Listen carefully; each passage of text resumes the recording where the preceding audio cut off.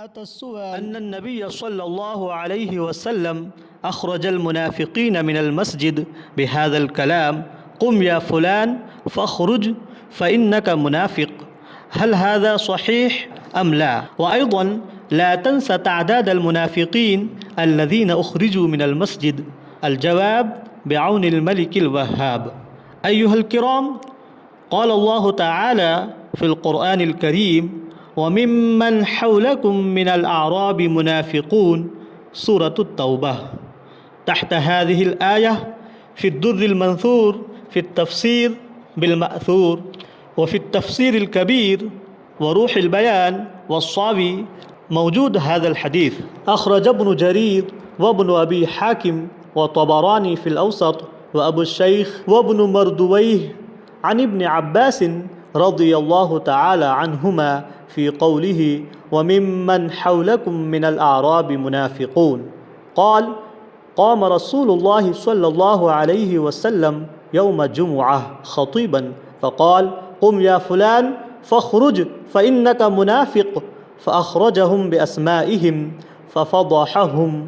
ولم يكن عمر بن الخطاب رضي الله تعالى عنه شهد تلك الجمعة لحاجة كانت له، فلقيهم عمر رضي الله تعالى عنه وهم يخرجون من المسجد، فاختبأ منهم استحياء أنه لم يشهد الجمعة، وظن الناس قد انصرفوا واختبأوهم من عمر، وظنوا أنه قد علم بأمرهم. فدخل عمر رضي الله تعالى عنه المسجد فإذا الناس لم ينصرفوا، فقال له رجل: ابشر يا عمر، فقد فضح الله المنافقين اليوم. فهذا العذاب أول، والعذاب الثاني عذاب القبر. هكذا موجود. وأيضا سئل: كم كان عدد المنافقين الذين أخرجوا من المسجد؟ أيها الكرام، عدد المنافقين الذين أخرجوا موجود في حديث آخر تحت الآية المذكورة، يعني وممن حولكم من الأعراب منافقون. عن أبي مسعود الأنصاري رضي الله تعالى عنه قال: لقد خطبنا النبي صلى الله تعالى عليه وسلم خطبة ما شهدت مثلها قط، فقال: أيها الناس، إن منكم منافقين، فمن سميته فليقم، قم يا فلان، قم يا فلان، حتى قام 36 رجلا. كثير من المحدثين والعلماء ذكروا هذين الحديثين المذكورين وأتوا بهذين.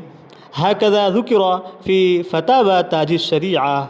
فعلينا أن نجتنب من صحبة المنافقين الذين يقولون إنهم من الإسلام ومن أهل السنة والجماعة، ولكن لا علاقة لهم بالإسلام ولا بأهل السنة والجماعة. والله تعالى أعلم، ورسوله جل وعلا، وصلى الله تعالى عليه وآله وصحبه وسلم.